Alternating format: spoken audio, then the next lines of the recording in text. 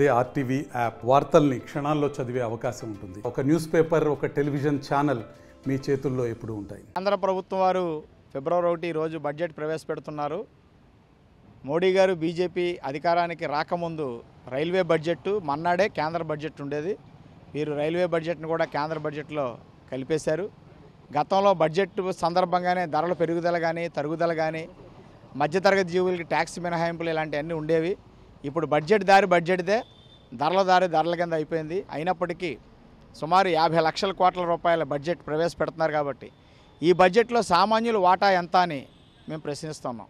ఈవేళ భారతదేశం పెద్ద ఎత్తున నిరుద్యోగ సమస్యను ఎదుర్కొంటుంది. ఈ నిరుద్యోగ సమస్య పరిష్కారానికి ఉపాధి కల్పన అత్యంత కీలకం. గత బడ్జెట్లో ఉపాధి కల్పనకి డబ్బులు కేటాయించి కంపెనీ యజమానులకే ఆ డబ్బు చేరే విధంగా చేశారు తప్ప కార్మికులకి కొత్తగా ఉపాధి కల్పించే పరిస్థితి ఏమీ కనబడలేదు. ఉపాధి కల్పనలో అత్యంత కీలకం. భారతదేశానికి ఈ రోజుకి కూడా కొంతమంది అయినా గంజి తాగడానికి అవకాశం కల్పించేది గ్రామీణ ఉపాధి హామీ పథకం. ఈ గ్రామీణ ఉపాధి హామీ పథకాన్ని 100 రోజులు పనిచెప్తున్నారు. రేపు రాబోయే రోజుల్లో బడ్జెట్ కేటాయింపుల ద్వారా 200 రోజులు ఫ్యామిలీకి పని చెప్పి ఇప్పుడు ఇస్తున్న 250 రూపాయల కూలిని 600 చేయగలిగితే, ఆ రకంగా అనేక మంది చేతులకు డబ్బులు వస్తే, కొనుగోలు శక్తి పెరిగితే దేశ ఆర్థిక వ్యవస్థ ముందుకెళ్తుంది. ఇదే ఉపాధి హామీ పథకాన్ని పట్టణాల్లో కూడా చాలా అవసరం. పట్టణాల్లో పెద్ద ఎత్తున నిరుద్యోగం తాండవిస్తున్నది. కాబట్టి పట్టణ ఉపాధి హామీ పథకాన్ని కూడా ఏర్పాటు చేసి ఉపాధి కల్పన ద్వారా ఈ దేశంలో ఆర్థిక వ్యవస్థను ముందుకు తీసుకెళ్ళడానికి అవకాశం ఉంటుందని విజ్ఞప్తి చేస్తున్నాం.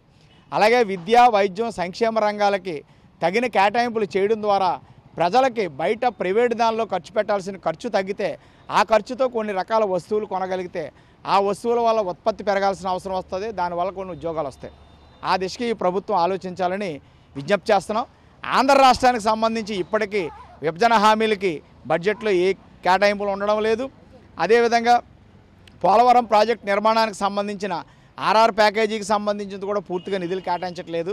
ఈ రాష్ట్ర పట్ల కేంద్రం వారికి చిత్తశుద్ధి ఉన్నట్లయితే, తెలుగుదేశం, జనసేన కూటమి వారికి ఈ రాష్ట్ర ప్రయోజనాల కోసం నిజంగా అడగాలనుకున్నట్లయితే విభజన హామీలు, అదేవిధంగా పోలవరం ప్రాజెక్టు నిర్మాణానికి పూర్తి స్థాయిలో నిధులు కేటాయింపు చేసుకోవడానికి బడ్జెట్ సందర్భంగా ఈ పార్టీలు పార్లమెంట్లో కృషి చేయాలని కూడా మేము విజ్ఞప్తి చేస్తున్నాం. ఈరోజు కేంద్ర ప్రభుత్వం పార్లమెంట్లో నిర్మలా సీతారామన్ గారు, ఆర్థిక మినిస్టర్ గారు బడ్జెట్ ప్రవేశపెడుతున్నారు. ఈ బడ్జెట్ ఎలా ఉండాలంటే సామాన్యులకు ఉపయోగపడే బడ్జెట్లా ఉండాలి. ఈరోజు రైతుల కోసం కేటాయించేది ఏమీ లేదు. మేము కోరేది ఒకటే, సోమనాథ్ సిఫారసు ఇంప్లిమెంట్ చేయాలి, రైతులకి గిట్టుబాటు ధర ఇవ్వాలి, అలాగే పోలవరం ప్రాజెక్టుకి నిధులు కేటాయించాలి, వెనకబడిన ప్రాంతాల్లో నిధులు కేటాయించాలి, అలాగే విభజన హామీలు అమలు చేయాలి, రాష్ట్రానికి ప్రత్యేక హోదా ఇవ్వాలి, విశాఖ జోను కేటాయించాలి నిధులు. అలాగే ఈరోజు ప్రజల కొనుగోలు శక్తి సన్నగిలుతుంది. రోజు నిత్యావసర వస్తువులు ధరలు విపరీతంగా పెరిగిపోతున్నాయి, ఆకాశానికి అనుకుని. ఈరోజు బడ్జెట్ నిధుల్లో కేటాయించల్లో ప్రతి సంవత్సరం నిధులు తగ్గించుకుని వస్తున్నారు. గ్రామీణ ఉపాధి పథకం నిధులు కోత పెడుతున్నారు, శిశు సంక్షేమ పథకానికి నిధులు కోత పెడుతున్నారు, మిడ్ డే మీల్స్ కోత పెడుతున్నారు, కార్మికులు సంక్షేమ బోర్డులు, భవన నిర్మాణ కార్మికులు బోర్డు సెషన్ మూపేశారు. కేంద్రానికి రాష్ట్రానికి కూడా మిచ్చింగ్ అయింది. ఆ బోర్డులు నిధులు ఉన్నాయి కానీ ఆ నిధులు ఎవరికి ఇవ్వట్లేదు. అలాగే ఫ్యాక్టరీలు, మన జిల్లాలోనే దాదాపు వేలాది పరిశ్రమలు, స్మాల్ స్కేల్ ఇండస్ట్రీలు మూతపడినాయి. కొత్తగా ఉద్యోగ కల్పనకి నిధులు లేవు. అంటే నిరుద్యోగం బాగా పెరిగిపోయింది. బీజేపీ అధికారంలోకి వచ్చిన తర్వాత సంవత్సరానికి 2 కోట్ల ఉద్యోగాలు ఇస్తానన్నది. అంటే ఇది 11వ సంవత్సరం అవుతుంది. 22 కోట్ల ఉద్యోగాలు మన భారతదేశం ప్రజానీకాలకు నిరుద్యోగం అంతవరగా పెరిగిపోయింది. అలాగే కొత్త పరిశ్రమలు వచ్చే ఊసే లేదు. అంటే ఇలాంటి కొత్త పరిశ్రమలు ఇవన్నీ నిధులు కేటాయించాలి. కానీ నిరాశ్రితుల నిధులు కూడా ఈరోజు ప్యాకేజీ కల్పించలేదు. ఇటువంటి నిధులు సామాన్యులకి ఉపయోగపడేటట్టు నిధులు కేటాయించాలి. శాస్త్రవేత్తలు చెప్తున్నారు, ఆర్థిక వేత్తలను క్రెయిన్తో తీసి స్కూళ్ళతో కప్పెట్టాలని. అంటే అటువంటి వ్యవస్థ వస్తేనే భారతదేశంలో నిరుద్యోగ వ్యవస్థ చక్కబడుతుంది. అలాగే గ్రామీణ ప్రాంతంలో గ్రామీణ ఉపాధి పథకం పనులు చేస్తున్నారు. దాన్ని పట్టణానికి కూడా విస్తరణ చేయాలి.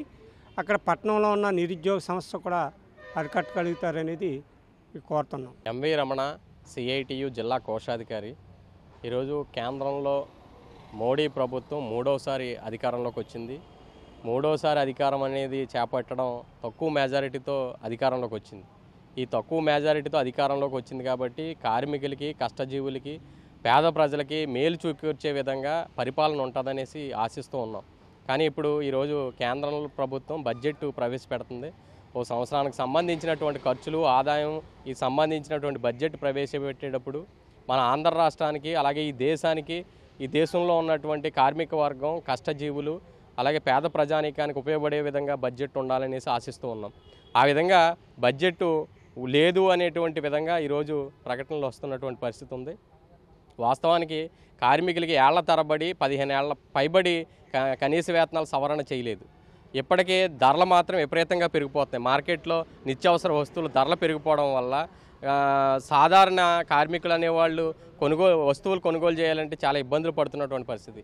ఈ బడ్జెట్లోనైనా ధరలు తగ్గించడానికి చర్యలు తీసుకుంటుందేమో అనేటువంటి ఆలోచన చేసాం. కానీ ఆ విధమైనటువంటి ఆలోచన కేంద్ర ప్రభుత్వం చేసినట్లేదు. మరొకటి ఏంటి, జిఎస్టీ పేరుతో ప్రజల అందరి మీద నడ్డి విరిచే విధంగా పన్నులు విపరీతంగా పెంచుతున్నారు. ఈ జిఎస్టీ తీసుకొచ్చి ఒక వినోదం కోసం కార్మికులు, కనీసం సాదా ప్రజలు సినిమా థియేటర్లకు వెళ్తుంటే పాప్కార్న్ కొనుక్కొని తిన్నటువంటి దాని మీద కూడా జిఎస్టీ వసూలు చేస్తున్నటువంటి పరిస్థితి ఉంది. అందుకని ఈ జిఎస్టీని పూర్తిగా తినుబండారాలు, ప్రజలకు ఉపయోగార్థాలు ఉండేటటువంటి దాని మీద ఎత్తేసి పెట్టుబడిదారులు పెద్ద పెద్ద వస్తువులు కొనుక్కునే దాని మీద జిఎస్టీ వేయండి తప్ప సామాన్య ప్రజల మీద తీసేయాలనేటువంటి విధంగా చెప్తున్నాం. మరొకటి, పెట్రోల్ డీజిల్ని జిఎస్టీ పరిధిలోకి తీసుకొస్తే నిత్యావసర వస్తువుల ధరలు తగ్గుతాయి. దీని ద్వారా ప్రజల యొక్క కొనుగోలు శక్తి పెరుగుతుంది, ఆదాయాలు పెరుగుతాయి. ఆ విధంగా ఈ బడ్జెట్లో ఆ విధమైనటువంటి చర్యలు తీసుకుంటారని ఆశిస్తున్నాం. అలాగే ఆంధ్ర రాష్ట్రానికి సంబంధించి ఆంధ్ర రాష్ట్రం విభజన హామీలు అమలు చేస్తుందనేసి చాలా ఆశతో చూస్తూ ఉన్నాం. ఈ విభజన హామీలు అమలు, అదే విశాఖ స్టీల్కి సంబంధించినటువంటి సొంత గనులు కేటాయించమనేటువంటి వార్త చెప్పే పని చేస్తారేమని చూస్తున్నాం. ఆ విధమైనది లేదు. మరొకటి, మన కాకినాడ నగరానికి సంబంధించి పిఠాపురం రైల్వే లైను తీసుకొస్తారనుకున్నాం. దాన్ని కూడా ఆశాజనకంగానే ఉన్నటువంటి పరిస్థితి ఉంది. కోటిపల్లి నరసాపూర్ రైలు కూడా ఆశాజనకంగా ఉన్నటువంటి పరిస్థితి. కార్మికులు, కష్టజీవులు కోరుకునేటటువంటి బడ్జెట్టు కార్మిక వర్గానికి, పేద ప్రజానీకానికి, ఉద్యోగుల మీద వేస్తున్నటువంటి ట్యాక్సులు మినహాయింపు కూడా ఇస్తారని ఆశించే విధంగా ఉన్నది. ఆ విధంగా బడ్జెట్ ఉండాలి. కేంద్ర ప్రభుత్వం ఆ విధమైనటువంటి బడ్జెట్ తీసుకురావాలనేసి కోరుతూ ఉన్నాం. ఎంతగానో ఎదురు చూస్తున్నటువంటి కేంద్ర బడ్జెట్ని ఈవేళ ప్రవేశపెట్టడం జరిగింది. దీంట్లో ప్రధానంగా విద్య, వైద్యము, మౌలిక వస్తువుల మీద ప్రధానంగా దృష్టి పెట్టడం, అట్లాగే వ్యవసాయం మీద కూడా ప్రధానంగా కేంద్రీకరించడం మనం చాలా హర్షించదగినటువంటి విషయం. సాంకేతికంగా ప్రపంచం అంతా ముందుకు వెళ్తున్నటువంటి సందర్భంలో ఆర్టిఫిషియల్ ఇంటెలిజెన్స్కి ప్రాధాన్యత ఇచ్చి దాని గురించి కూడా బడ్జెట్లో ఆ యొక్క ప్రాధాన్యత క్రమాన్ని ఇవ్వడం అనేది అభినందించదగినటువంటి విషయం. దీని మీద మనము తప్పనిసరిగా అభివృద్ధి కార్యక్రమాలకి భారతదేశము ముందుకు వెళ్ళడానికి ఇవన్నీ కూడా ఉపకరిస్తాయని నేను భావిస్తూ ఉన్నాను. ఇంకా కూడా విశదంగా వివరాలు వచ్చిన తర్వాత బడ్జెట్ మీద మనము పూర్తి విశ్లేషణ చేసుకోగలుగుతాము. ఓవరాల్గా కనుక చూసుకునేటట్లయితే ఈ బడ్జెట్ చాలా ఆశాజనకంగాను మన అభివృద్ధి వైపుకి, దిశ వైపుకి మన దేశాన్ని తీసుకుని వెళ్ళేటట్లుగాను ఉందని నేను భావిస్తూ ఉన్నాను. మరిన్ని వీడియోస్ కోసం ఛానల్ ని సబ్స్క్రైబ్ చేయండి. లేటెస్ట్ అప్డేట్స్ కోసం వాట్సాప్ ఛానల్ ని ఫాలో అవ్వండి. ఆ లింక్ డిస్క్రిప్షన్ లో ఉంది.